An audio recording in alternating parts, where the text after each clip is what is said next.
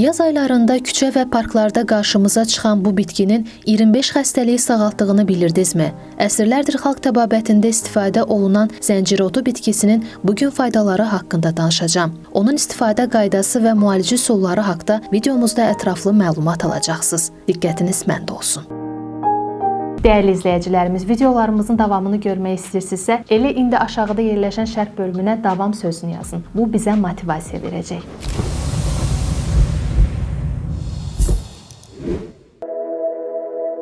Kimyəvi dərmanlar olmayan vaxtlarda insanlar dərman bitkiləri ilə müalicə olunurdu. Təbiətin bəxş etdiyi möcüzə otlarla hazırlanan qarışımlar insanları daha sağlam və uzun ömürlü edirdi. Lakin təəssüf ki, son illər insanlar bu cür müalicə üsullarını unudub.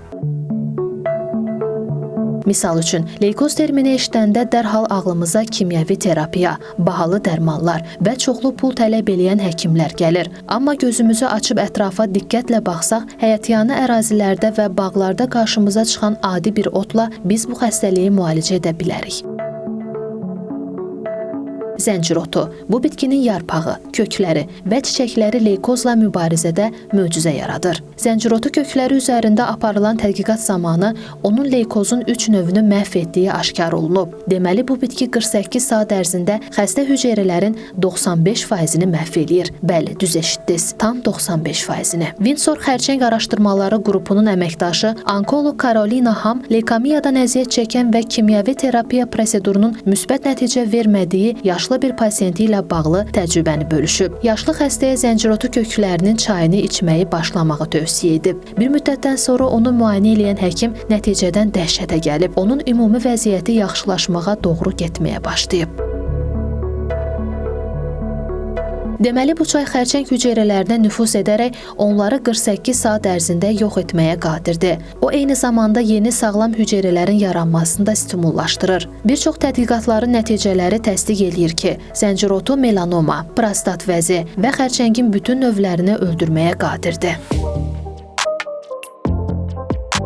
Zəncirotunun faydalarından yararlanmaq üçün onun bütün hissələrindən istifadə edə bilərsiniz. Zəncirotundan hazırlanan çay müxtəlif xəstəliklərin müalicəsi zamanı çox təsirlidir. Qanda şəkər səviyyəsini endirir, xolesterini yox eləyir, mədə-bağırsaq sisteminə çox xeyirlidir. Zəncirotu çayı sidqovucu təsirə də malikdir. Ondan mütəmadi istifadə eləməklə börəklərdə daş yaranmasının qarşısını ala bilərsiniz.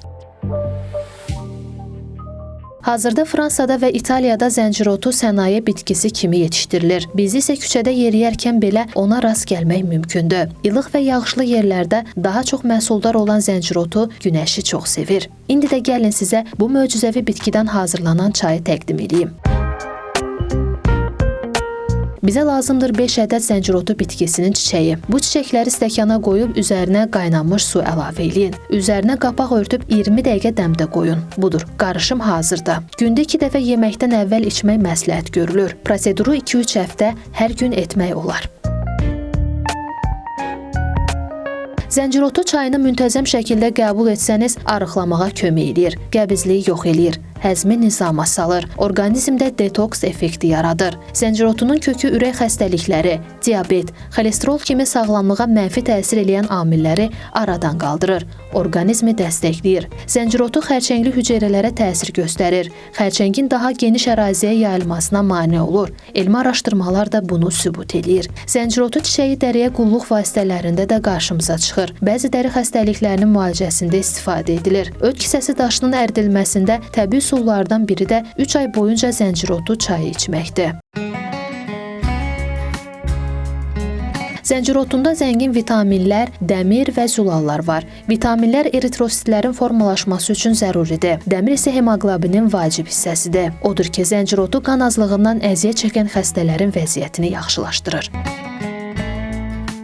Tərkibindəki zəngin kalsium sümüklərin möhkəmliyi və inkişafı üçün həyati vacibdir. Zəncirotu sümükləri yaşla bağlı aşınmalardan qoruyur. Qığırdaq toxumalarının bərpası üçün hazırlanan xüsusi dərmanların tərkibində zəncirotu var. Bu dərman tamlığı pozulmuş qığırdaq toxumasının bərpa edilməsi üçün hazırlanıb və onların strukturunun bərpasına, hərəkətin normallaşmasına kömək eləyir.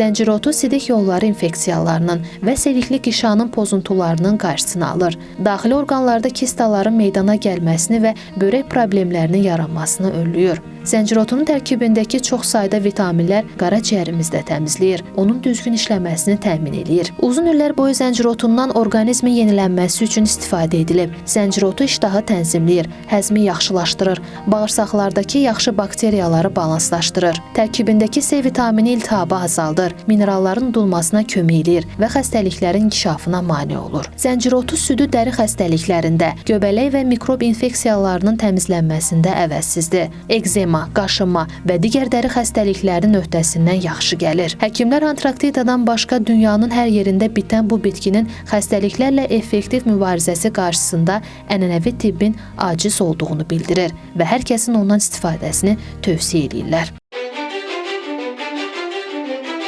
Zəncirotu kökünün üyüdülməsindən əldə olunan tozu yaralara səpdikdə qısa bir zamanda sağalır. Bu tozu içdikdə qanda şəkərin miqdarı aşağı düşür. Oftalmoloqlar zəncirotu kökündən hazırlanan tozu içən adamların görmə qabiliyyətinin yaxşılaşdığını söyləyir. Uzun müddət onu qəbul eləmək isə gözün katarakt xəstəliyinin əlamətlərinin azalmasına səbəb olur. Zəncirotu bitkisinin müalicəvi xüsusiyyətləri çox genişdir. Bu səbəbdən də onu dünyanın ən qiymətli dərman bitkiləri ilə müqayisə eləmək mümkündür.